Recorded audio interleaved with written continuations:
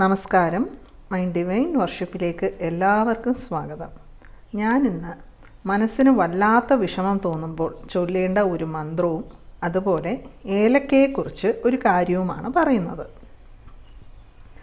ഈ ഭൂമിയിൽ ജീവിക്കുന്ന എല്ലാ മനുഷ്യർക്കും സുഖവും ദുഃഖവും സന്തോഷവും സങ്കടവും എല്ലാം ഉണ്ട്. ചിലർക്കിത് കുറഞ്ഞും ചിലർക്കിത് കൂടിയും ഇരിക്കുമെന്ന് മാത്രം. ഞാനിന്ന് നമുക്ക് മനസ്സിന് വല്ലാത്ത വിഷമം തോന്നുമ്പോൾ, വല്ലാതെ ടെൻഷനാകുമ്പോൾ, വീട്ടിലോ ഓഫീസിലോ എന്തെങ്കിലും പ്രശ്നങ്ങൾ കൊണ്ട് സങ്കടം വരുമ്പോൾ, അല്ലെങ്കിൽ ഈശ്വര എന്താ ഇങ്ങനെയൊക്കെ എനിക്ക് മാത്രം എന്ന് തോന്നുന്ന സന്ദർഭങ്ങളിൽ എന്ത് മന്ത്രമാണ് ചൊല്ലേണ്ടത്, എങ്ങനെയാണ് ചൊല്ലേണ്ടത് എന്നുമാണ് ഞാൻ പറയുന്നത്. ഇങ്ങനെ മനസ്സ് വിഷമിക്കുന്ന സമയങ്ങളിൽ രാവിലെയോ സന്ധ്യയ്ക്കോ കുളിച്ച് പൂജാമുറിയിൽ പോയി, ഇനി പൂജാമുറി ഇല്ലെങ്കിൽ എവിടെയാണോ ഭഗവാൻ ശ്രീകൃഷ്ണൻ്റെ ഫോട്ടോയോ പ്രതിമയോ വെച്ചിട്ടുള്ളത് അവിടെ പോയി ഒരു ചെറിയ വിളക്കെടുത്ത്, മൺവിളക്കായാലും മതി, അതിൽ നെയ്യൊഴിച്ച് തിരിയിട്ട് ഒരു പാത്രമെടുത്ത് അതിൽ കുറച്ച് അവലെടുക്കണം. അവലിൻ്റെ പുറത്ത് കുറച്ച് ശർക്കര ഇടണം. എല്ലാം വളരെ കുറച്ച് മതി. അതിനു മുകളിൽ ഒരു ചെറിയ സ്പൂൺ, അതായത് ഒരു 1/4 സ്പൂൺ നെയ്യ് ഒഴിച്ചാലും മതി. കുറച്ച് നെയ്യ് ഒഴിക്കുക. ആ നിവേദ്യം ഭഗവാൻ ശ്രീകൃഷ്ണൻ്റെ മുന്നിൽ വയ്ക്കുക. കൃഷ്ണൻ്റെ ഫോട്ടോ ഇല്ലെങ്കിൽ മനസ്സിൽ ഭഗവാനെ സങ്കല്പിക്കുക. അവൽ നമ്മൾ വയ്ക്കുന്നത് ഭഗവാന് വേണ്ടിയാണ്.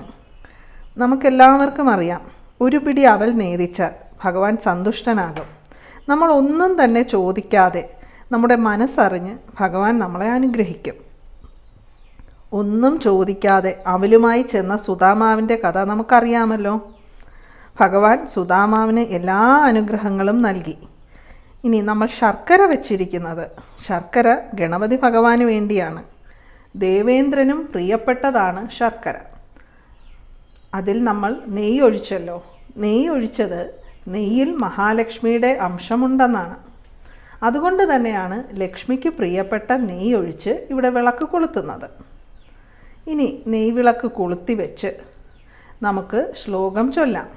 നിങ്ങളിൽ ഒരുപാട് പേർക്ക് അറിയാവുന്ന ഒരു ശ്ലോകമാണിത്. ഈ ശ്ലോകം എത്ര തവണ ചൊല്ലണമെന്ന് ചോദിച്ചാൽ എണ്ണമൊന്നുമില്ല. ഒരു 5-10 മിനിറ്റ് നേരം ചൊല്ലാം.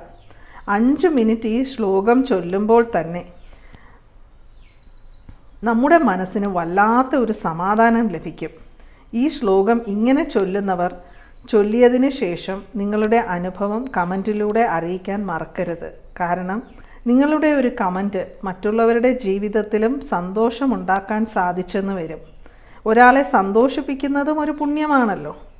ഇനി നമുക്ക് ശ്ലോകം എന്താണെന്ന് നോക്കാം.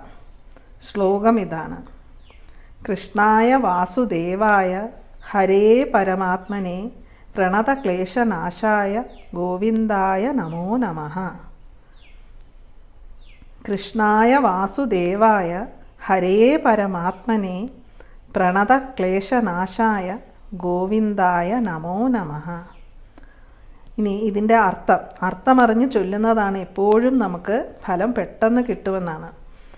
വാസുദേവപുത്രനും ഭക്തരുടെ പാപങ്ങളെ ഹരിക്കുന്നവനും പ്രണമിക്കുന്നവരുടെ ക്ലേശങ്ങളെ ഇല്ലാതാക്കുന്നവനും സകല ചരാചരങ്ങൾക്കും ആശ്രയവുമായ ഭഗവാൻ ശ്രീകൃഷ്ണനെ എപ്പോഴും നമിക്കുന്നു എന്നാണ് അർത്ഥം. ഈ മന്ത്രം ജപിക്കുന്നതിലൂടെ നമ്മുടെ മനസ്സിലെ സങ്കടം, ടെൻഷൻ, ഭയം എല്ലാം മാറിക്കിട്ടുകയും എന്തും നമുക്ക് നേരിടാനുള്ള ധൈര്യം ലഭിക്കുകയും ചെയ്യും. ഞാൻ ആദ്യമേ പറഞ്ഞല്ലോ, നമുക്കിത് കൗണ്ട് ചെയ്യേണ്ട ആവശ്യമില്ല. കുറച്ചു നേരം ചൊല്ലുമ്പോൾ തന്നെ മനസ്സിന് വല്ലാത്ത ഒരു സമാധാനം ലഭിക്കും. അർജുനൻ്റെ വിജയത്തിൻ്റെ രഹസ്യമെന്ന് പറയുന്നത് ഭഗവാൻ കൃഷ്ണൻ എപ്പോഴും രക്ഷിക്കുമെന്ന അടിയുറച്ച വിശ്വാസമായിരുന്നു.